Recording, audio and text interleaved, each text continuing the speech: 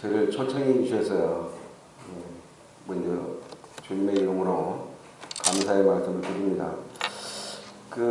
우리 영천교회에서는 앞에서 말씀 전하신 분은 좀 특혜로 마스크를 벗게 하시더라고요. 그런데 여기서는 계속 끼고 해야 됩니까? 벗어도 됩니까? 예, 그럴 줄 알았습니다. 좀 이제 살 것 같습니다. 숨통을 막아놓으니까 다 해가지고, 그래서 말씀 전할 때는 저희는 이제 마스크를 벗고 이렇게 하고, 저 앞에까지 침이 아마 안 튀길 것 같습니다. 제가 생각할 때. 제가 2014년도에 2월 달에 아마 여기 또 초청이 있어가지고, 주일날 이렇게 방문해가지고, 이 자리에 쓴 적이 있고요. 한 6년 만에 또 다시 이렇게 한번 또 불러주셔가지고, 이렇게 방문하게 됐는데, 또 이렇게 또 새로운 얼굴들이 보이고, 너무너무 감사하고요. 오전 시간에 이제 만찬 예배 함께 참 참석을 했는데, 참 너무 감명적이고, 또 이렇게 형제 자매들이 함께 참 감사하는 그런 모습, 아멘으로 화답하는 이런 모습이 너무 참 아름다웠습니다. 제가 여러 가지 참 구원관념도 있고, 사역관념도 있고, 이렇게 하지만, 주님 이렇게 허락하시면은 말씀을 잠깐 나누기를 좀 원하는 마음이 있습니다. 처음에 이제 구원을 받고 나면 누구나 다 이렇게 참 마음이 뜨겁고 또 이렇게 주님을 향한 열정이 있고 또 순수함이 있잖아요. 근데 이제 어떤 분이 그런 말씀을 하시더라고요. 처음에 이제 구원받고 나면은 교회 앞에 나올 때 참 깨끗한 그릇, 이게 참 순수한 그릇을 가지고 이렇게 나와서 어떤 말씀을 이게 참 하시든 간에 참 감사함으로 받고 아멘으로 받는데 시간이 이제 조금 지나면은 그 그릇을 집에 놔놓고 이제 뭘 가지고 오냐면은 저울을 하나 가지고 온답니다. 저울을 가지고 와가지고 말씀을 앞에서 전하면은 말씀을 전하신 분들 이렇게 다 저울질을 한대요. 저분은 별로 참 말씀에 은사가 없는 것 같다. 이렇게 저울질을 하고, 저분은 좀 감은 오는데 좀 동이 안 온다. 이런 말을 하고, 또 이제 복음 집회 때 이제 복음을 이렇게 강사가 전하면은 좀 마무리가 좀 약하다. 이렇게 말하고, 그러면서 이제 이게 강사들을 이렇게 저울질하고, 말씀을 전하는 분들 이렇게 저울질하는 그런 참 경우가 있다. 그 다음에 이제 또 시간이 조금 지나면 이제 뭘 가지고 오냐면요. 삽을 한 자루 딱 들고 와가지고 말씀을 전하면은 말씀을 앞에 쑥 쌓아놓고 그걸 주님이 나에게 하신 말씀인데 내가 그 말씀을 이렇게 믿음으로 받지 아니하고 이 말씀이 누구한테 필요할까 해가지고 조금 이렇게 그 말씀이 이제 해당된 형제 자매님들 이렇게 쳐다보고 한 삽을 푹 떠가지고 나 넘어가라 이렇게 하고 여기서 푹 떠가지고 얼굴에다가 그냥 찌클고 그렇게 해가지고 나중에 자기는 하나도 받지 않고 왜냐하면 자기한테 해당되는 말씀이 아니라는 거죠.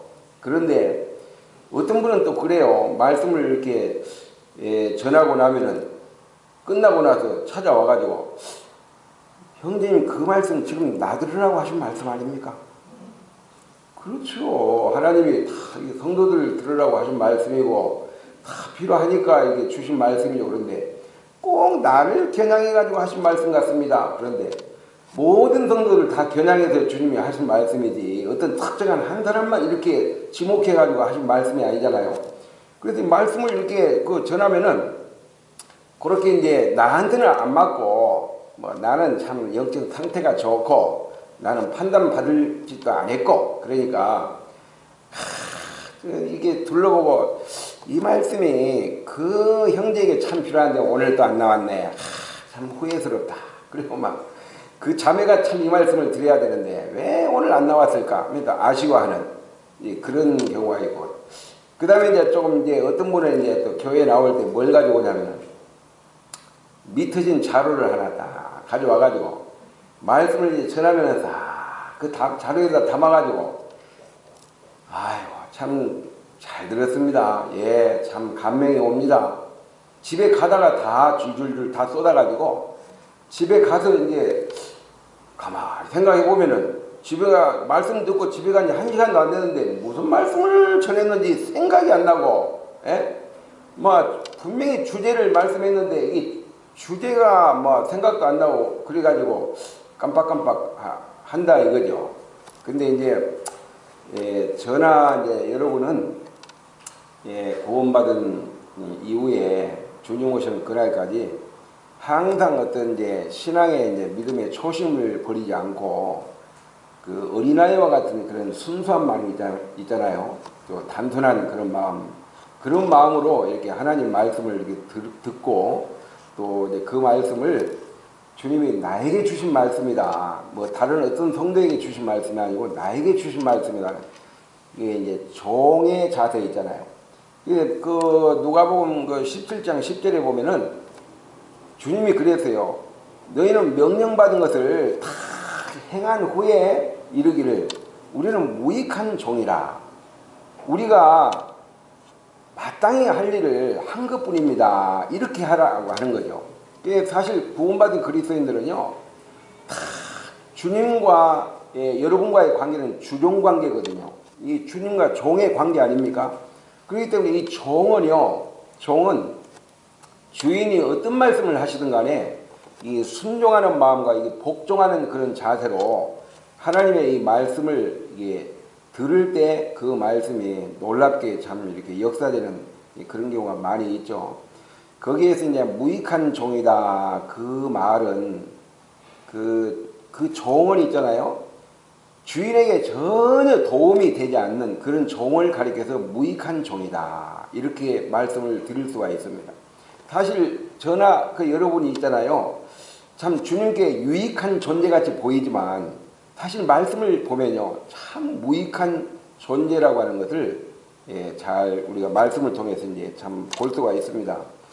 이 시간에는 이렇게 말씀의 그 주제를 말씀을 먼저 드린다면은 함께하는 신앙의 중요성에 대해서 같이 살펴보기를 원합니다. 우리 요한복음 20장 말씀을 같이 한번 열어보겠습니다. 요한복음 20장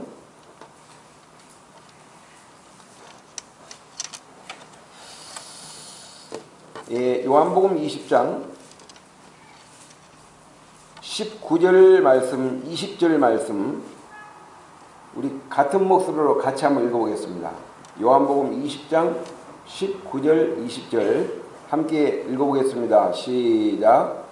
이날 곧 안식일 전날 저녁 때에 제자들이 유대인들을 두려워하여 모인 곳에 문들을 닫았더니 예수께서 오사 가운데에 서서 이르시되 너희에게 평강이 있을지어다. 이 말씀을 하시고 손과 옆구리를 보이시니 제자들이 주를 보고 기뻐하더라.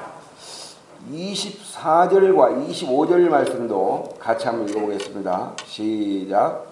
12 제자 중 하나로서 두디모라 불리는 도마는 예수께서 오셨을 때 함께 있지 아니하니라. 다른 제자들이 그에게 이르되 우리가 주를 보았노라 하니 도마가 내가 그의 손에 못자국을 보며 내 손가락을 그의 못자국에 넣으며 내 손을 그 옆구리에 넣어보지 않고는 믿지 아니하겠노라 하니라. 이 시간에는 이 본문에 있는 말씀을 중심으로 함께하는 신앙이 참 얼마나 중요한가에 대해서 같이 이렇게 나누기를 원합니다. 신앙은 뭐 두 가지 이렇게 신앙으로 나눌 수가 있습니다. 개인적인 신앙이 있고 또 함께하는 교회적인 신앙이 있습니다.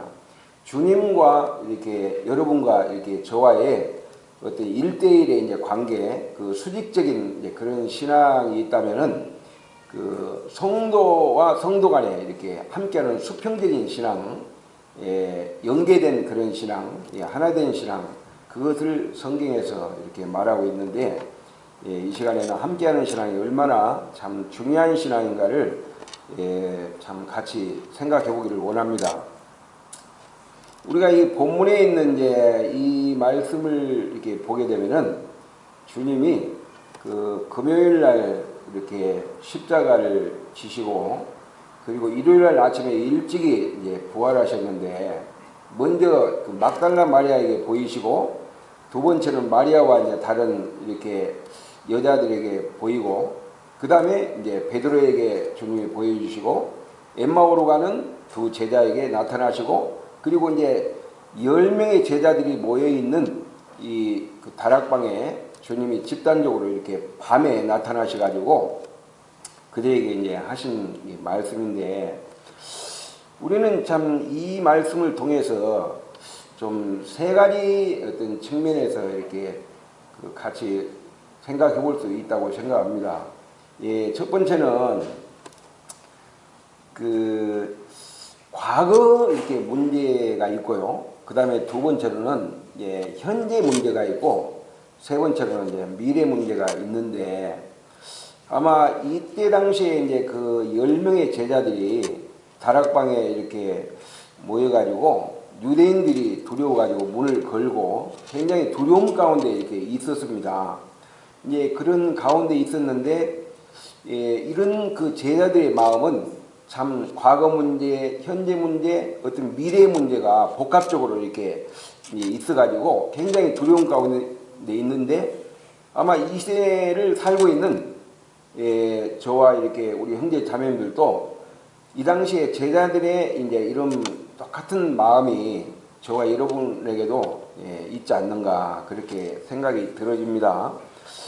이 과거에 이제 이렇게 문제를 보게 되면은 어떤 문제냐면은, 그 사랑하는 제자들이 정말 이렇게 그 믿고 이렇게 따랐던 정신적인 지주고, 자기 참 어떤 모든 어떤 생계를 다 책임지시는 그 주님, 그 예수님이 어느 날 갑자기 체포가 돼가지고 신문을 받고 그 십자가에 달려가지고 참 처절하게 참 고통 가운데서 참 죽어서 참 이제 못 박히고 죽어가지고 지금 장례를 지금 치른 지가 3일 된 그런 상태입니다. 그렇죠.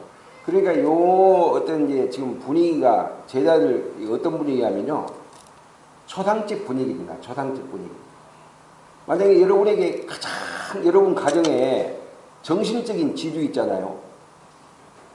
그분이 부모가 될 수 있고 형님이 될 수 있고, 그런데 이제 그분이 갑작스럽게 몸이 아파가지고 이렇게 병으로 막 시달리다가 아이고 이제 죽을 때가 됐구나 해도 죽는 것도 아니고 갑자기 이렇게 돌아가셨다 그러면은 얼마나 참 충격이 크겠습니까? 그죠? 이 제자들 같은 경우에도 막 엊그저께만 해도 멀쩡했던 분이 갑자기 체포당해가지고 막 참 그 십자가에 달려가지고 피를 흘리고 결국은 이제 이렇게 주님이 죽으셨어요. 그리고 이제 지금 현재 장례를 치른 상태에 있었어요. 주님 무덤에 이제 갇혀 있는 이제 그런 그 시점이 지금 3일째 되는데 이 날입니다. 그렇기 때문에 너무너무 참 이렇게 제자들 마음이 참 이렇게 힘든 이제 그런 상황이 있습니다. 막 참 슬픔과 그런 이제 절망에 참 시르에 빠져 있는 이제 그런 지금 상황이 제자들의 이렇게 상황이고, 완전히 막 참 멘붕 상태가 왔다 이렇게 볼 수가 있습니다.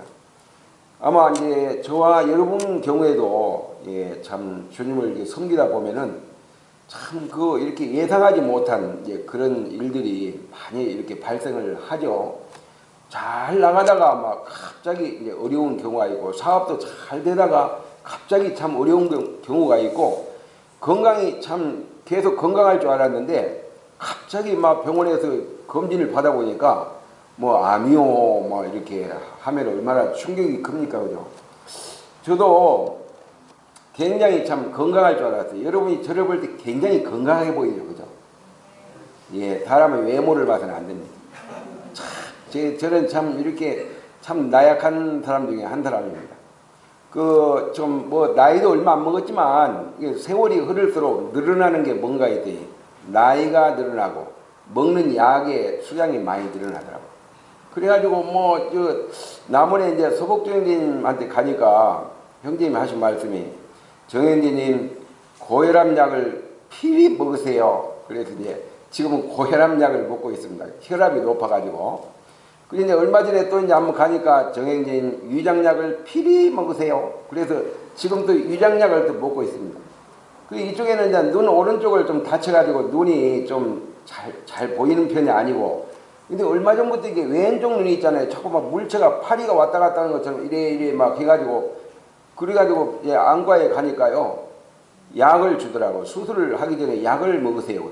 약을 또 그 약도 이제 또 먹고 있거든요. 그래 뭐 이거저거 뭐 하여튼 뭐 무릎 아픈데 먹는 약 뭐 좀 이렇게 뭐 영양제 뭐 이게 보니까 있잖아요. 약이 뭐 물 한 컵 떠다 놓으면 물 한 컵이 모자라요. 이건 먹고 저건 먹고. 그 나이가 있잖아요. 뭐 참 50대가 되면 이제 그때부터는 뭐 사람이 좀 이렇게 평균화가 되고 일반화가 된다. 그 말이 참 지금 와가지고 이게 보니까 참 많이 공감이 되고 그래요. 50대가 되면 이제 뭐가 일반화가 되냐면요. 머리가 일반화가 된대요. 머리 좋은 사람이나 나쁜 사람이나 뭐 살아가는데 크게 지장이 없대요. 60대가 되면 이제 뭐가 일반화가 되냐면은 인물의 일반화가 된대요. 뭐 잘난 사람이나 못난 사람이나 막 크게 그 중요한 게 아니야.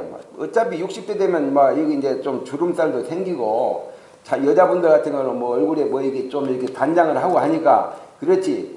뭐 참 그 이게 안 바르면은 별 차이가 없더라고. 뭐 50대나 60대 뭐 과거에 뭐 좀 이렇게 반반했던 게 원판의 불변의 법칙이라고 별로 그 참 변하질 않아요. 막 발라놓으니까 조금 그렇지. 예? 그 다음에 있잖아요. 70대가 되면 뭐가 일반화가 되냐면은 건강의 일반화가 된다.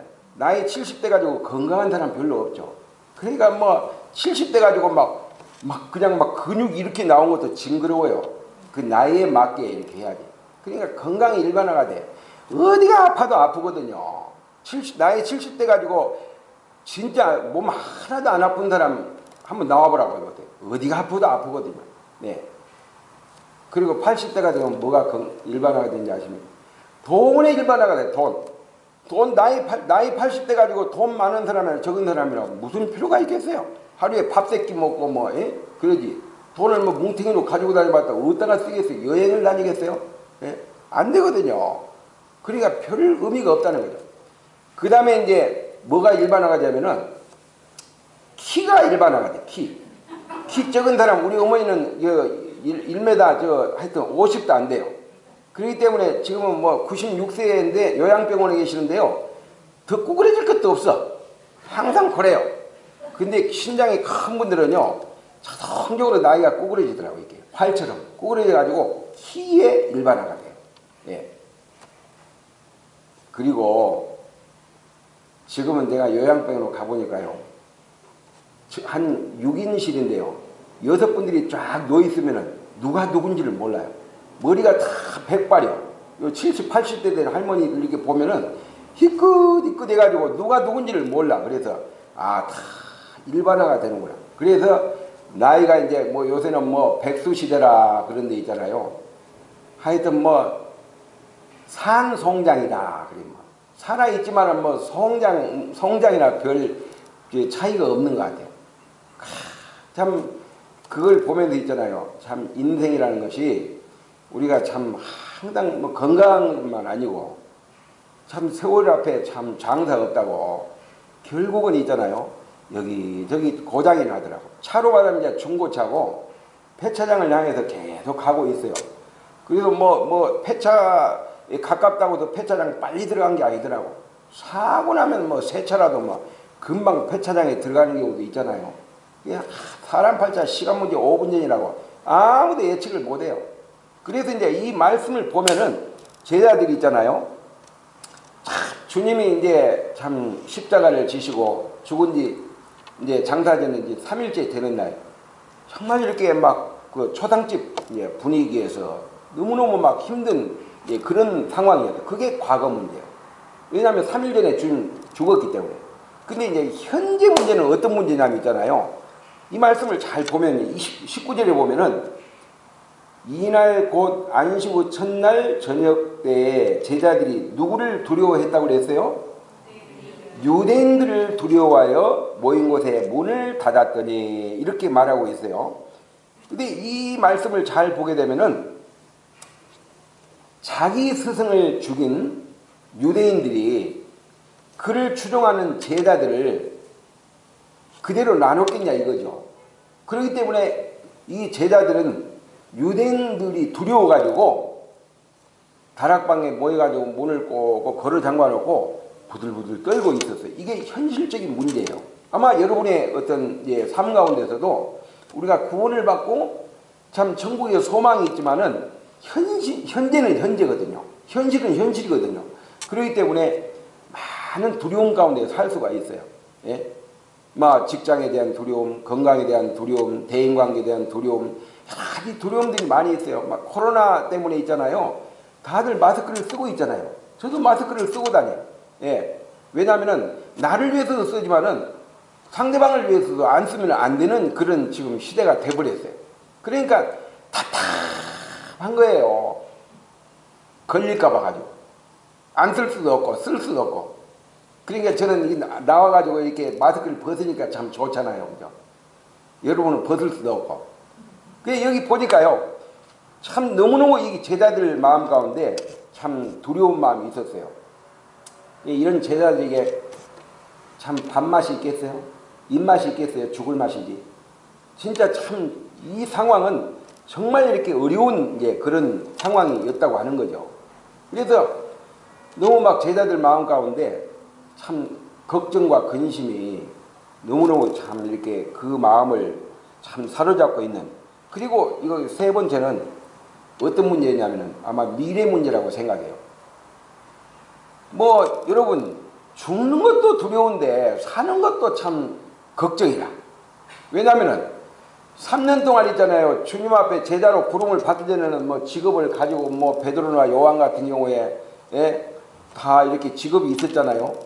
뭐 고기도 잡고 이렇게 했는데 결국은 다 뭐 부친과 배와 그물을 다 버려두고 이제 주님만 따랐잖아요. 그죠? 복음을 위해서 이제 딱 살았고 주님만 따라갔는데 갑자기 스승이 쓰러지고 십자가에 막 져가지고 처절하게 죽어가지고 피 흘려 죽고 이제 장사 치내버린 이런 상태에 있으니까 너무너무 막 힘든 상황이에요. 막 앞이 캄캄한 거예요. 아무것도 안 보이고 미래가 안 보이는 거예요. 미래가. 앞으로 이제 뭘 먹고 사나. 어떤 분은 그러더라고. 뭘 먹고 살아? 밥 먹고 살기. 예. 밥 없으면 뭐 라면 끓여 먹고. 그런 데 있잖아요. 너무너무 참 이렇게 힘든 참 그런 상황이었어요. 너무너무 참 걱정이 컸어요. 예? 근심이 컸어요. 근데 어떤 분이 그런 이야기를 하더라고요. 사람이 살아가면서 걱정을 안 할 수 없고 근심을 안 할 수 없는데 모든 사람이 살아가면서 이렇게 모든 근심과 이 걱정을 딱 두 보따리로 딱 이렇게 묶은다면은 한 보따리는 살 걱정, 또 한 보따리는 죽을 걱정. 그러니까 살 걱정하고 죽을 걱정 두 가지거든요. 그죠? 그러니까 이 제자들 현재 이 마음이 있잖아요. 막 두려움과 걱정과 막 근심과 막 이런 것들이 막 복합적으로 이 제자들 마음 가운데 너무너무 막 힘들고 혼란스럽고 막 앞이 안 보이고 이제 그런 상황이었어요. 제가 한 6년, 7년 전에 이제 울산에 어떤 친구 형제가 저한테 카톡으로 이제 문자를 하나 보내왔는데 그때 시간이 밤 한 12시 가까이 됐어요. 뭔가 띵동 오길래 이렇게 보니까 뭐라고 왔냐면은 걱정을 해서 걱정거리가 없어질 것 같으면 걱정이 없겠다. 그렇게 왔더라고. 그래서 내가 뭐라고 답장한지 아십니까? 아멘. 그랬어요. 여러분 걱정을 해가지고 걱정거리가 없어질 것 같으면 걱정하지 않겠죠. 그죠? 그런데 사람이 있잖아요. 걱정을 하면 걱정거리가 더 커지죠. 그래요, 안 그래요? 그 성경을 잘 보면은 근심하지 말라, 두려워하지 말라, 근심 걱정하지 말라 그랬잖아요. 다 근심과 걱정은요 우리의 소관이 아니에요. 다 주님이 해결하실 문제예요. 그래서 우리에게는 뭐가 필요하냐면은 이것을 맡기는 믿음이 필요한 거죠. 그렇죠? 왜냐하면 그분이 해결하시니까. 내가 이걸 근심과 걱정을 해가지고 이 걱정거리가 근심거리가 해결될 것 같으면은 주님 앞에 맡길 필요가 있겠어요? 내가 해결하지? 근데 그게 안 돼요. 걱정을 하면 할수록 막 걱정거리가 더 태산같이 많아져요. 근데 이것을 주님 앞에 맡기고 기도로서 아뢰고 이렇게 하면요 내 마음에 뭐가 찾아오냐면요 주님이 주시는 이런 참 평안이 찾아와요. 평안이, 기쁨이 찾아와요. 그런데 이제 이 말씀을 보면은 이 제자들 같은 경우에 이런 걱정과 이제 어떤 이제 근심으로 인해 가지고 굉장히 이제 두려움 이제 그런 가운데 이제 있었다고 하는 거죠. 너무너무 혼란스러웠어요. 과거 문제, 현재 문제, 미래 문제, 이 문제로 인해 가지고 어떻게 하나. 아마 제자들이 거기서 앉아가지고 그럴 거예요. 형제, 앞으로 뭐 어떻게 할 거야? 예? 다시 고기 잡으러 갈까? 응? 어떻게 하는 거야? 뭐 주님이 이제 돌아가셨으니까 언제 나타나는 보장도 없고. 그런데요, 항상 위기 가운데에서는 기회가 온다고 있잖아요.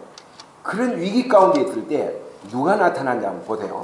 자, 이거 보면은 다시 한번 19절을 읽어보겠습니다. 이날 곧 안식 후 첫날 저녁 때에 제자들이 유대인들을 두려워하여 모인 곳에 문들을 닫았더니 누가 오셨다고 그랬어요? 예수께서 오사 가운데 서서 이르시되 너에게 평강이 있을지어다. 이 말씀을 하시고 손과 옆구리를 보이시니 제자들이 주를 보고 어떻게 했다고 그랬어요? 기뻐하더라 그랬어요. 참, 저는 참 이 말씀을 이렇게 보면서요 우리 주님은 얼마나 참 은혜로우신 분이고 얼마나 자비로우신 분이고 얼마나 참 신실하신 분인가. 항상 우리가 시험을 당할 때쯤 있잖아요. 주님은 그 시험 가운데 방치되지 않고 피할 길을 주심으로 우리로 하여금 능히 감당하게 하신다.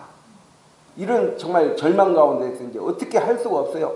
진퇴양난이에요. 나갈 수도 없고 더 이상 어떻게 할 수가 없어요. 그때 누가 나타나냐면은 주님이 그 미리 말씀하신 대로 그 죽은 자 가운데 3일 만에 아침에 일찍이 부활하시고 그 다음에 개인적으로 나타나시고 밤에 이제 그 제자들에게 집단적으로 이렇게 10명의 제자들이 모여있는 그 자리에 나타났는데 한 중간에 딱 주님이 시공을 총을해가지고 딱 나타나셔가지고 하신 말씀이 너에게 평강이 있을지어다. 이렇게 하니까 이 제자들이 주를 보고 참 기뻐하더라. 참 이 말씀을 여기서 이제 확인해 볼 수가 있습니다. 이때 상황에서 이 어려운 상황에서 제자들에게 가장 필요한 게 있다면 뭐가 필요할까요? 예? 여러분 젖 먹는 어린아이에게 배가 고픈 그런 상황에서 누가 가장 필요한 존재일까요? 엄마가 필요해요. 엄마가. 예? 어린아이에게는요 엄마 품에 안기면 모든 문제는 다 해결돼 버리잖아요. 그렇죠? 여러분 이 상황에서요 이 어려운 상황에 이런 위기 상황에서 주님이 나타나야지 유대인들이 나타나면 안 되죠. 그죠? 주님이 나타나가지고 그들에게 하신 말씀이 주님께서 그 인자한 음성으로 너에게 평강이 있을지어다. 이 말씀을 하셨을 때 제자들이 주를 보고 기뻐하더라. 여러분 상황은 전혀 바뀌지 않았습니다. 똑같은 상황이었는데 예수님이 딱 한마디 하셨어요. 너에게 평강이 있을. 이건 주님이 죽은 자 가운데서 부활하신 그 몸으로 제자들에게 나타나셔가지고 주님의 직접 이렇게 육성을 주님이 이렇게 말씀하셨을 때 제자들이 그 주님의 음성을 듣고 이렇게 참 기뻐하더라. 이렇게 말하고 있어요.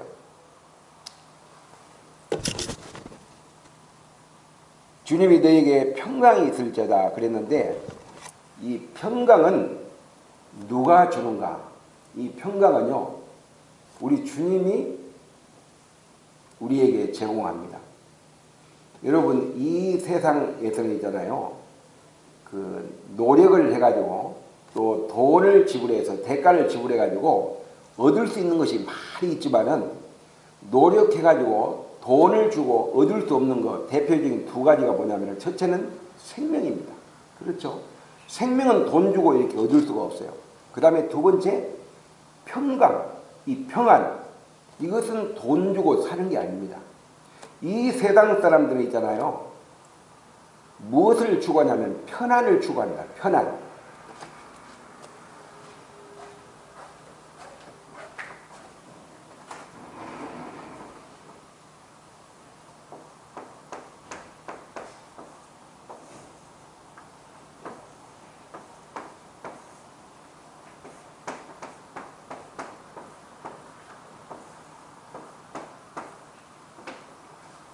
글씨 잘 쓰죠? 네. 그 필체가 괜찮은 것 같아요. 여러분한테 한번 질문해 보겠습니다. 저 위에가 평안이고 밑에가 편안인데 여러분은 어떤 게 좋은 것 같아요? 평안이 좋다. 손 한번 들어보세요. 나는 평안이 좋다. 자, 손 내리세요. 두 번째, 나는 편안이 좋다. 편안. 편안. 예, 편안이 좋다고 손 드신 분도 있네요. 근데 이 편안은 그 돈이 없는 사람보다 돈을 많이 가지고 있으면 좀 편리하고 좀 편안할 수 있죠. 그런 조건이 되죠. 근데 그것은 우리에게 진정한 평안을 주지 못합니다. 근데 이 세상은 우리에게 편안을 줄 수 있어요.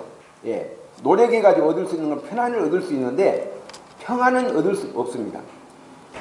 그 예수님께서 요한복음 14장 27절에서 그랬잖아요. 평안을 너에게 끼치노니 곧 나의 평안을 누구에게 준다고 그랬어요? 너에게 준다고 그랬잖아요. 주님이 제자들에게, 믿는 자들에게 주신 것이 대표적인 게 생명을 주시고 평안을 주셨어요. 근데 이 생명은 다른 말로 표현하면 영생이에요. 영생. 성경에서 말하는 생명은 영생이거든요. 영원한 생명을 두 글자로 줄인 말이 영생이죠. 그렇죠? 예. 예수 그리스도를 믿음으로 영원한 속죄를 받을 뿐 아니라 영원한 생명을 동시에 얻었어요. 그래서 이제 하나님의 자녀가 되었죠. 그런데 생명만 얻으면 뭐합니까? 구원받은 이 성도가요, 매일매일 삶 가운데 주님과의 이렇게 관계 속에서, 그분과 사귐 속에서 계속 우리의 마음이 뜨겁고, 그리고 주님께로부터 이렇게 공급받는 이게 평안함이 내 마음에 충만해가지고 그분으로 인해서 기쁜 생활, 즐거운 생활, 이런 생활을 해야 되는데, 구원받은 것은 분명한데 마음에 이렇게 평안이 없으면 그것 또한 불행한 인생이죠. 그렇죠? 그래서요, 이 주님이 이렇게 약속하신 그 평안은 어떤 평안이냐면은 아무런 노력 없이 대가 없이 이렇게 주어지는 그런 평안이 아니고, 고난 가운데서, 고난 중에서도 있잖아요, 믿음과 소망으로서 그 고난을, 그 환경을 잘 극복할 때 얻어지는 결과물이 뭐냐면은 평안이라고 하는 거예요. 근데 처음에는 있잖아요, 구원받고 나면은 막 뜨거우니까 핍박이 있어도, 뭐 굶주림이 있어도, 여러 가지 막 그냥 그 환경적으로 어려워도 그것을 극복할 수 있는 막 능이 생기거든요. 성령 충만으로 인해서, 뜨거움으로. 근데 시간이 이렇게 지나면서 뜨거움이 이제 식고, 첫사랑이 이제 식고 나면 있잖아요, 그 다음부터는 이제 막 구원받은 지 연수가 이제 오래되면 오래될수록 막 참 주님 안에서 우리가 이렇게 신앙생활을, 함께하는 신앙생활을 하다 보면은 이런 꼴 저런 꼴 험한 꼴 뭐 참 많이 보고, 또 이렇게 성도 간의 관계가 어려워지고, 이제 그렇게 하다 보면 있잖아요, 막 사람으로 인해서 막 이리 치고 저리 치고 상처받고 이렇게 하다 보면은 이제 막 사람이 좀 싫어지고, 그런 가운데서 있잖아요, 막 예전에는 참 막 뜨겁게 헌신을 하고 그랬는데 지금은 이제 막 이제 헌신이 어느 정도 식고, 그래서 무엇을 추구하냐면은 평안보다는 편안을 이렇게 추구하고 편안한 쪽으로 이렇게 많이 기울어진다고 하는 거죠. 근데 주님은 편안을 우리에게 약속하지 않고 평안을 약속했는데 여기 보니까 너에게 평강이 있을지어다 주님이 이렇게 말씀을 하셨어요. 여러분 옛말에 이런 말이 있어요. 너 빨리 가고 싶냐? 예? 그러면 너 혼자 가라. 근데 오래 가고 싶으면은 함께 가라고 하는 거죠. 신앙생활 여러분 교회 안 나오고 그냥 구원받고 나서 막 이렇게 집에서 막 내가 성경 보고 싶으면 보고 기도하고 싶을 때 하고 그렇게 하면은 굉장히 좀 자유로운 것 같죠. 근데 그건 자유로운 생활이 아니고요. 예? 자칫 잘못하면 있잖아요. 우리가 방종에 빠질 수 있어요. 그것을 죄를 짓는 도약으로 이렇게 참 빠질 수 있는 그런 항상 위험이 있어요. 그렇기 때문에 주님은 모이기를 힘쓰라 그랬어요. 히브리서 10장 24절 25절을 보면은 서로 돌아보아 사랑과 선행을 격려하며 모이기를 패하는 어떤 사람들의 습관과 같이 하지 말고 오직 그날이 가까움을 볼수록 한번 따라서 해보세요. 더욱 그리하자. 이 더욱 그리하자 이 말은 배나 힘쓰라 그 말이에요. 배나. 예? 직장 다닐 때 있잖아요. 직장 다닌 분들은요. 지각 잘 안 하죠. 왜냐하면 지각을 하면은 손해가 불이익을 많이 당하거든. 결근하면은 불이익을 많이 당하잖아요. 그죠? 그래서 지각 잘 안 합니다. 근데 교회에 이렇게 그 주님 앞에 이제 예배에 참석하고 또 이렇게 주중집회 참석하고 할 때는 막 지각을 안 하는 분은 잘 안 해. 근데 지각을 하는 분들은 꼭 지각을 하더라고요. 제가 예전에는요, 예배당 가면요, 항상 뒷좌석에 앉아 있었어요. 근데 요새는 안 그래요. 제일 앞좌석에 와서 요 자리, 자매님 있는 그 자리에서 앉아 있어요. 왜 그러냐면 뒷좌석에 앉아 있으니까 사람을 갖다가 판단을 하기 쉽더라고. 왜냐하면 누가 제일 먼저 왔고 누가 시간 딱 맞춰서 오고 누가 5분 지각하고 누가 10분 지각한 거 다 보여. 제일 뒤에 있으니까. 그러니까 예배 시간에 내가 마음에 평안이 없는 거야. 그리고 예배 시간에 보니까 어떤 자매들은 휴대폰을 막 틀어놓고 막 꼭꼭꼭 눌렀다고 막 예배 시간에. 그러니까 내가 기분이 별로 안 좋은 거예요. 사실은.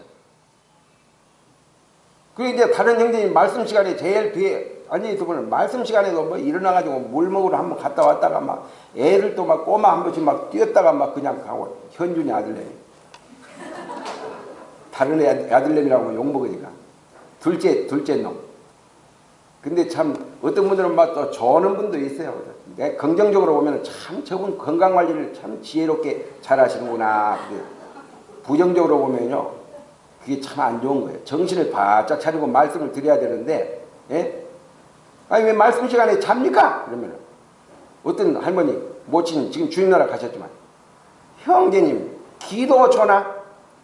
귀는 남들잖아. 내가 눈을 감았지만 지금 귀는 다 듣고 있어. 함부로 판단하지 말라 이거지. 그래서, 예, 그랬어요. 어떤 분은 졸지 말라니까, 주께서 사랑하는 자에게 잠을 주시는도다. 그러면서 또 조시더라고.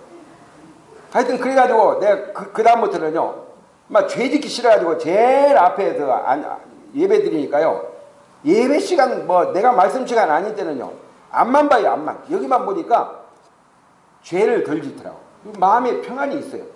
근데 제일 뒤에 있으니까요 모든 성도들을 뒷꼭지를 다 보니까 누가 그 집중을 제대로 하는지 안 하는지 다 보이니까 내 신앙이 안 좋아지는 거예요. 그래가지고 앞에 왔어요. 그래서 이제 어떻든 간에 모이기를 힘써야 돼요. 왜냐하면 모일 때 놀랍게 주님이 역사하시거든요. 성령이 역사하시고 막 주님의 음성을 들려주시고 그렇게 하는 거예요. 여기 보니까 언제 주님이 이제 평강을 주시는가? 평강은 누가 주시는가? 예수님이 주셔요. 언제 평강을 주시는가? 함께 모여 있을 때 주님이 그들 가운데 나타나셔가지고 너에게 평강이 있을지어다 이렇게 하셨대요. 함께 있을 때. 이때 도마는 없었어요. 도마에 대해서는 조금 이따 말씀을 드릴게요. 그래서 이 함께하는 신앙 이게 대단히 중요한데요. 이 개인적인 신앙, 함께하는 신앙 이게 두 가지가 이게 다 축을 잘 이루어야 되지 너무 한쪽으로 치우치면 안 돼요. 이 개인적인 신앙 막 개인적으로 막 성경 많이 읽고 기도 많이 하고 묵상 많이 하고 이렇게 하는데 교회 생활에는 아주 그 불규칙적으로 불성실하게 하면 안 되고요. 뭐 개인적인 신앙에 대해서 말씀, 기도 이런 건 없으면서 또 교회는 안 빠지고 잘 나온 성도가 있어요. 강단에 말씀만 하여튼 막 그냥 귀를 기울이는 성도가 있는데 그것 또한 모순이 있어요. 두 가지가 잘 축이 이루어져야 돼요. 그리고 예배도 그래요. 예배도 만찬 예배가 있어요. 오늘 우리 오전에 만찬 예배 드렸죠, 그죠? 대단히 중요합니다. 어떤 성도는요, 만찬 예배 다른 건 다 몰라도 예배 시간은 안 빠져요. 예배 시간 딱 예배 드리고 나면은 제가 오늘 볼 일이 있어가지고 말씀 못 듣고 가겠습니다 하고 이제 가는 분도 있어요. 만찬 예배 못지않게 또 말씀도 중요하잖아요, 그죠? 왜냐하면 사람이 떡으로만 사는 것이 아니고 하나님의 입으로 나오는 모든 말씀으로 살아야 되잖아요, 그죠? 그 말씀을 받고 그 말씀을 따라서 이렇게 살아가야 되는데, 강단의 이 말씀은 하나님이 강단을 통해서 교회에게 주신 메시지이기 때문에 그걸 귀담아서 잘 듣고 그 말씀을 가지고 이렇게 한 주간을 이렇게 살아야 되는데, 강단의 말씀을 그냥 중요시하게 여기지 않으면 그것 또한 문제예요. 그래서요, 중요한 건 뭐냐면은 이 개인적인 신앙과 이렇게 함께하는 신앙 대단히 중요해요. 그리고 예배도 만찬 예배 중요한 것처럼 생활 예배 또한 중요한 거예요. 만찬 예배는 주일날 우리가 1시간 동안 떡을 떼고 이렇게 잔을 이렇게 대하면서 주님이 나를 위해서, 주님이 정말 교회를 위해서, 주님의 인류를 위해서 이렇게 자기 자신의 거룩한 몸을 찢고 피와 물을 다 쏟아주고 죽음을 당하심으로 인해 가지고 그 보혈의 놀라운 공로로 구원받은 형제 자매들이 이렇게 모여가지고 매 주일마다 주님이 제정하시고 사도들이 실행하고 또 서신서에서 재당부한 이런 그 만찬을 통해 가지고 주님을 기념하는 거죠. 그런 가운데서 내가 한 주간 동안 너무 바쁘게 분주하게 살다 보면 주님을 잊고 살고 주님을 의식하지 못하고 살고 주님과 함께 동행하지 못하고 이렇게 살다가 주일날 이렇게 만찬 예배를, 만찬당을 이렇게 바라볼 때 내 자신의 신앙을 돌아보고 앞에서 참 계신 그 주님을 이렇게 십자가에 죽으신, 찢기시고 상하시고 피 흘려 죽으신 그 주님을 이렇게 바라볼 때 내 마음이 숙연해지고 주님 앞에 내 죄를 토하게 되고, 그런 가운데 내 자신을 살피고 떡을 떼고 또 잔에 참여하고 그렇게 함으로써 신앙이 다시 회복되고 그렇게 하는데, 그것만 딱 드리고 그냥 뭐 내가 이제 뭐 내 본분을 다 한 것처럼 그러면 안 되죠. 한 주간의 삶이 만찬 예배가 드려졌다면은 그 다음 주일날 돌아오는 그날까지는 우리의 정말 이게 삶의 현장에서 있잖아요. 직장일 수 있고 가정일 수 있고 사회일 수 있고 어디를 가든 누구를 만나든 간에 예배하는 삶이 돼야 돼요. 예배, 그게 생활 예배예요. 너희 몸을 하나님이 기뻐하시는 거룩한 산 제사로 드리라. 이는 너희 드릴 영적 예배라고 그랬잖아요. 그런 가운데서 복음을 전하고, 이 그리스도인들은요, 그리스도를 대신하는 사람들이에요. 예? 주님의 대행자들이에요. 지금 우리 주님은 하나님 그 우편에서 저와 여러분을 위해서 중지하시고 중보기도를 하고 계시잖아요. 그리고 지금 천국을 주님이 예비하고 계셔요. 다 처소가 예비되면 내가 다시 와서 나 있는 곳에 너희도 있게 하리라. 그런데 지금 다 이제 천국이 완성돼가죠. 그래서 이 시대에 사는 정말 그리스도인들은요, 교회의 머리가 되신 그 주님, 그리고 이 교회는 몸이잖아요. 구원받은 성도는 지체들이기 때문에 한 주간 동안 흩어지는 그런 가운데서 계속 주님을 드러내고 주님을 나타내고 주님을 소개하고, 예? 주님이 하신 말씀을 대변하는 이제 이런 삶이 바로 이 예배하는 삶이, 이 생활 예배라고 하는 거죠. 그리고 여기 보니까 이 언제 평안을 주시는가, 이렇게 함께 할 때 주님이 이렇게 평안을 참 이렇게 주시는, 이런 참 말씀을 확인하게 됩니다. 그리고 있잖아요, 그 24절과 25절을 한번 보겠습니다. 24절과 25절을 보면은 12제자 중 하나로서 두디모라 불리우는 도마는 예수께서 오셨을 때 함께 있지 아니한지라 그랬어요. 누가 함께 있지 않았다고 그랬어요? 예, 도마가. 주방에서 일하시는 분들은 참 도마가 참 없으면 안 되잖아요. 참 필요한 게 도마입니다. 근데 이 교회 안에서는 있잖아요. 불필요한 성도는 단 한 사람도 없는 것 같아요. 주님이 저와 여러분을 구원하신 데는 분명한 목적이 있죠. 그죠? 사람도 목적 없는 일을 안 하는데 창조주 그 하나님께서 여러분을 구원하실 때 그냥 예수님표로 구원만 딱 받고 천국 가는 것이 목적이라면 구원받고 바로 가버려야 돼. 그래야 안 그래요? 그렇잖아요. 근데 여러분을 구원시키고 나서 지금까지 데려가지 않는 데는 다 목적이고 이유가 있어요. 그것은 저와 여러분에게 맡겨진 그런 사명이 있어요. 사명이 딱 끝나면은 건강한 사람도 주님 데려가더라고. 사명이 안 끝나면은 병든 사람도 주님이 끝까지 이 땅에 두더라고. 왜냐하면 사명이 안 끝났기 때문에.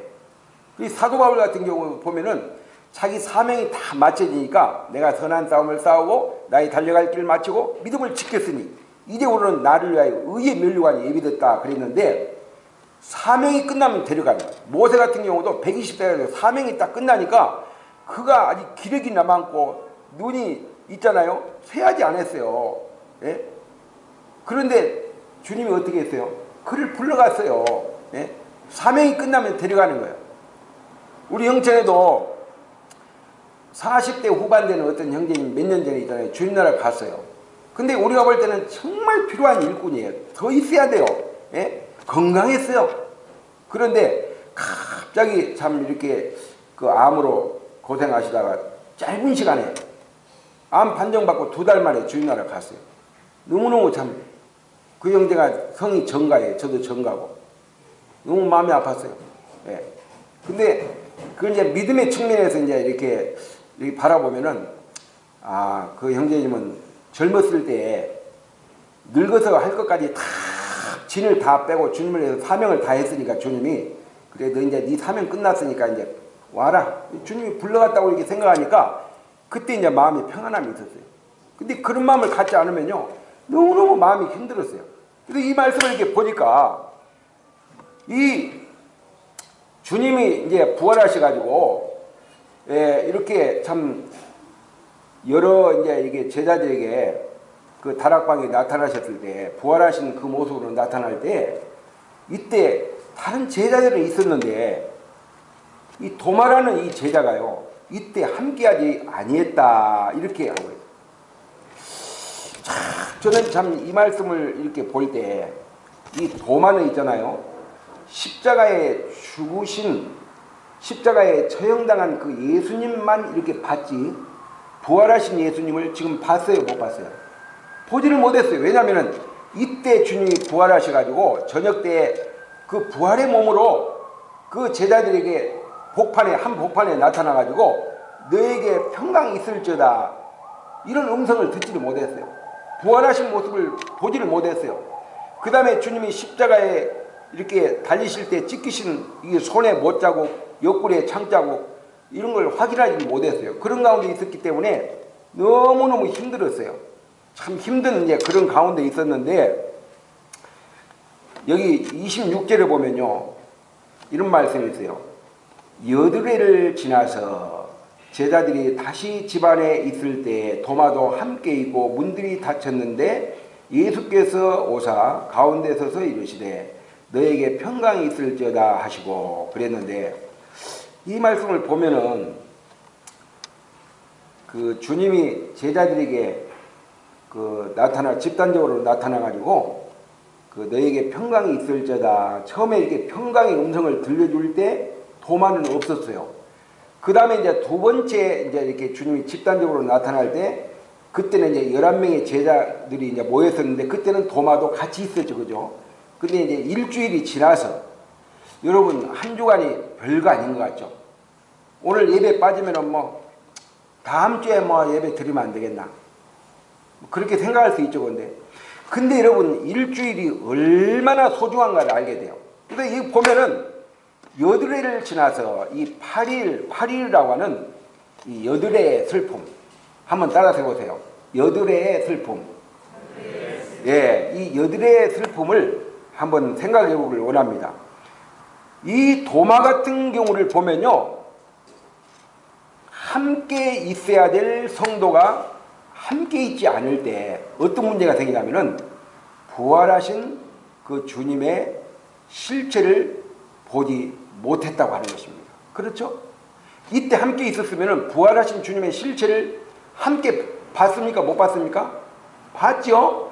그런데 이 도마가 함께 있지 아니함으로 인해 가지고 부활하신 주님의 실체를 보지 못했다고 하는 것입니다. 여러분, 부활이 왜 중요합니까? 여러 가지로 부활이 중요하지만 대표적인 세 가지가 뭐냐면, 첫째, 이 부활은 복음의 핵심입니다. 그렇죠? 십자가에서 피 흘려 죽으신 예수님의 그 복음은요 50%밖에 안 돼요. 그분이 부활을 하신 그 복음이 100% 복음입니다. 예. 그래서요, 도마는 십자가에서 피 흘려 죽으신 예수님만 봤지 부활하신 주님을 함께 있지 않으므로 보지 못했다. 이걸 보게 돼요. 그래서 이 부활은 왜 중요하냐면은 기독교의 핵심, 복음의 핵심이기 때문에 이 부활이 중요하고요. 그 다음에 두 번째로는 왜 부활이 중요하냐면요, 성도의 유일한 소망이에요. 그래요, 안 그래요? 만약에 우리에게 부활이 없다면은 이 세상의 가장 모든 사람보다 가장 불쌍한 사람이 구원받은 성도들이에요. 그래요, 안 그래요? 그렇죠? 사도 바울이 그걸 고린도서 15장에서 설명하고 있잖아요. 구원받은 그리스도인들이 이 땅에서 사는 동안에요, 막 세상 사람한테 치고 왕따 당하고 은따 당하고, 어떤 성도는 직장 다니는데 예수 믿는 그것 때문에 계속 막 그냥 이리 따돌리고 저리 따돌리고 그래가지고 힘이 쭉 빨리 우거지 인상이에요. 그래서 형제님 힘내세요. 예.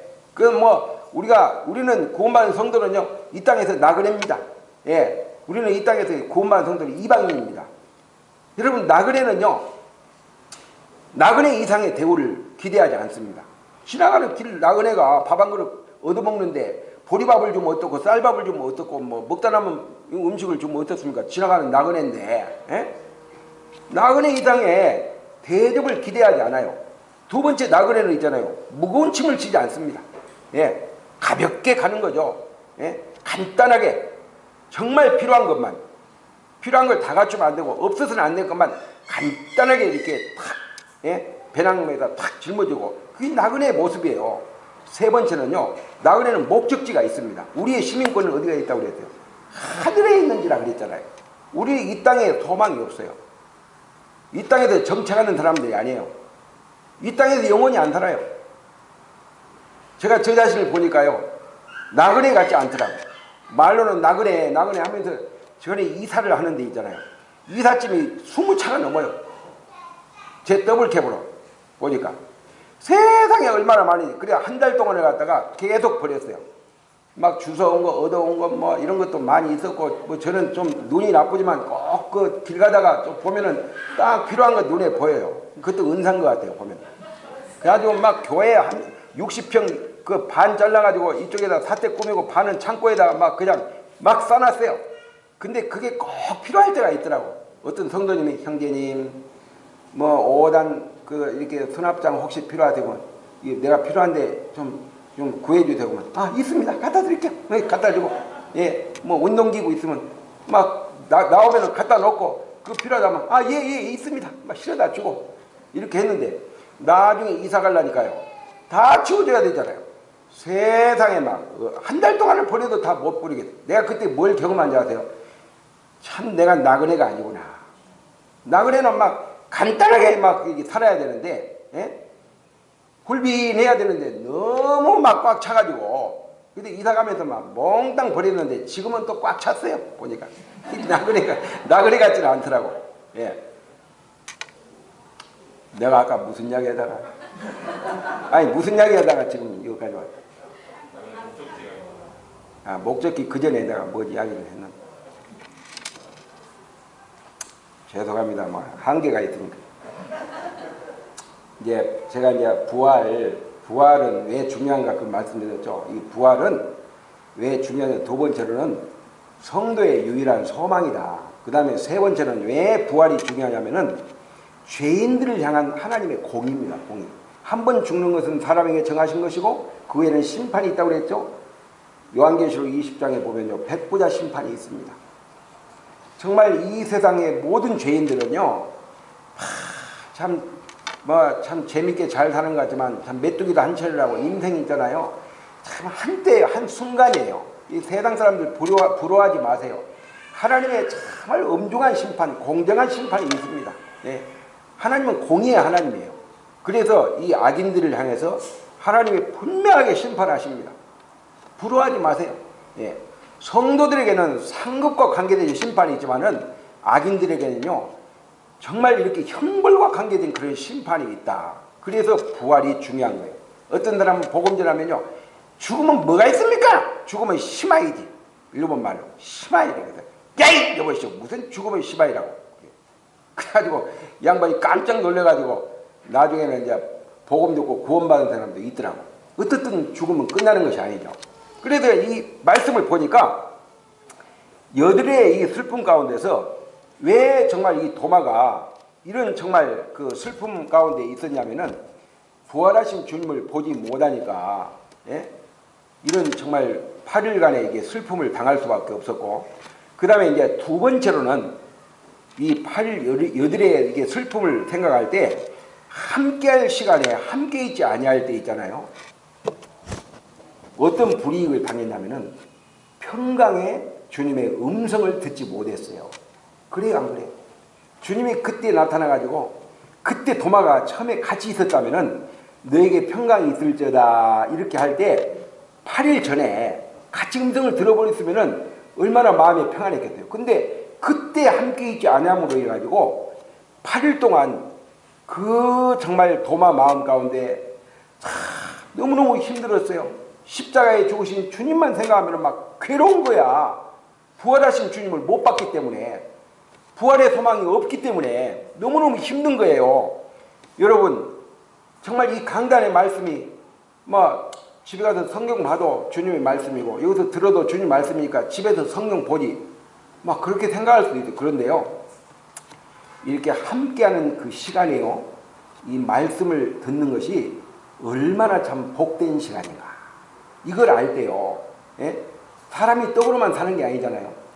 그럴 때 주님이 정말 이 시간에 내가 참 참석하기 잘했구나, 이 평강의 음성을 다시 한번 들었구나, 이렇게 할 때 우리 마음이 뜨겁고 주님을 바라보게 되고 우리의 소망이 또 이렇게 새롭게 깨어나고 이렇게 되는데, 이게 제가 여기서 말씀드린 건 뭐냐면요, 이 성도의 어떤 삶의 영적인 가치관이 무엇인가.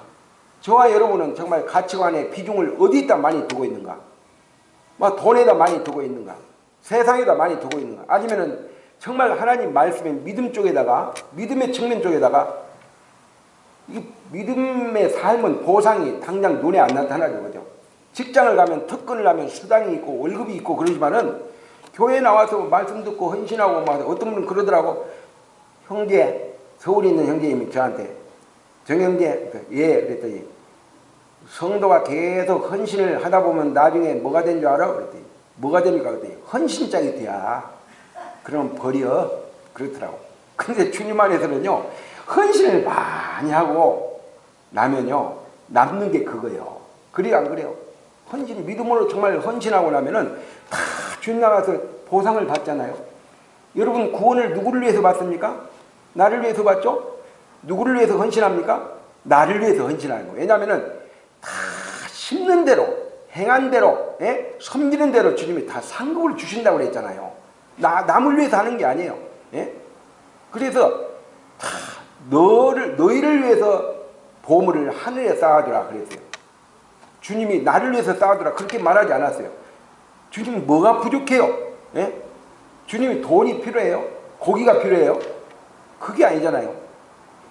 우리에게 믿음을 요구하시고 믿음의 삶을 요구하시는데 다 저와 여러분을 위해서 그와 같은 삶을 요구하신다고 하는 거죠. 여기 보니까 함께 있어야 될 시간에 함께 있지 않을 때 어떤 문제가 생기냐면은, 어떤 불이익을 당하냐면은 평강의 음성을 들을 수가 없다고 하는 것입니다. 이게 엄청난, 이게 도마에게 엄청난 영적인 손해였습니다. 네. 돈을, 만약에 여러분이 돈을 갖다가 1000만 원을 갖다가 돈 뭉치를 잃어버렸다 그러면은 여러분 마음이 편안하겠어요? 네? 교회 갔다가 집에 가니까 침대 밑에다 뭐 저는 돈 뭐 100만 원도 없는 사람이지만은 솔직히 뭐 10만 원도 없는 사람이지만은 여러분 예를 들어 가지고 돈 1000만 원을 침대 밑에다 딱 넣어놓고 교회 갔다가 가보니까 도둑놈이 와서 훔쳐가 버렸어. 그러면 여러분 마음이 편안합니까? 야, 주님이 나로 하여금 나그네 인생 실감나게 하시네 하면서 막 찬양이 나오고 그것도 웃음이 나옵니까? 안 그렇죠? 그때부터는 막 눈에다 쌍불을 켜고 막 찾던 데 또 찾고 땄던 데 또 찾고 막 파출소에 신고하고 이렇게 하지 않겠어요? 그런데 말씀 보지 않고 말씀 듣지 않고 예배 드리지 않고 성도와 교제를 소홀히 하고 말씀 시간에 지각하고 복음 전하지 않고 헌신하지 않고 이런 부분에 있어 가지고는 뭐 이번 주에 뭐 참석 못하면 뭐 다음 주에 하면 되고 오늘 말씀 못 보면 뭐 내일 보면 되고 아무 때나 보면 되고 지금 기도 못하면 뭐 내일 하면 되고 그거 뭐 틀린 말은 아니에요. 그런데요 집회 한번 딱 빠지면은 사람이 습관이라는 것이 참 무서워요. 예? 습관이라는 것은 제2의 천성이라고 하는데 한 번 지각하는 사람은 꼭 그 시간에 지각하게 하고 꼭 그 시간에 나오더라고. 그 자리에 꼭 앉더라고 보니까. 그래서 항상 좋은 습관을 들여야 되는데 안 좋은 습관을 들이게 되면은 자기도 참 이렇게 하나님 앞에서 참 불이익을 당하지만 덕이 별로 안 되더라고. 덕이. 그래서 항상 좋은 습관을 들여야 되겠다. 세 번째로는요. 함께 있어야 될 장소에 함께 있지 않을 때 이 제자들은 이 다락방에 10명의 제자들이 함께 있었어요. 그 장소에 같이 있었어요. 근데 도마는 이때 함께 있지 않았어요. 그렇게 함으로써 영적인 많은 손해를 불이익을 이렇게 봤다고 하는 것을 보게 돼요. 그래서 저는 이제 이 말씀을 보면서 참 이 평안이 얼마나 중요하고 주님이 주신 평강이 얼마나 참 중요한가. 여러분이 주님 오시는 그날까지 주님 안에서 또 이렇게 함께하는 그런 신앙 가운데서 참 성도 간에 서로 이렇게 참 그 피를 나는 형제 자매님들이기 때문에 정말 이렇게 주님이 저와 여러분에게 참 겸손과 이렇게 온유의 본을 보이시고 또 섬김의 이렇게 본을 보이시고 또 이렇게 순종의 본을 이렇게 보이셨던 것처럼 그런 믿음과 또 이게 사랑과 이렇게 순종으로서 함께하는 신앙을 잘 이렇게 참 하시기를 바라는 참 그런 개인적인 참 소망이 있습니다. 오늘 참 저를 초청해 주셔서 주님의 이름으로 다시 한번 감사의 말씀을 드립니다. 제가 좀 그 시간을 잘 지키는 사람인데 오늘 보니까 저 시계가 잘못됐는지 제가 조금 시간을 뭐 좀 잘못 봤는지 몰라도 조금 늦었습니다. 어쨌든 두서없이 이렇게 말씀을 교제해 드렸는데 대단히 감사하고요. 이상으로 마치겠습니다.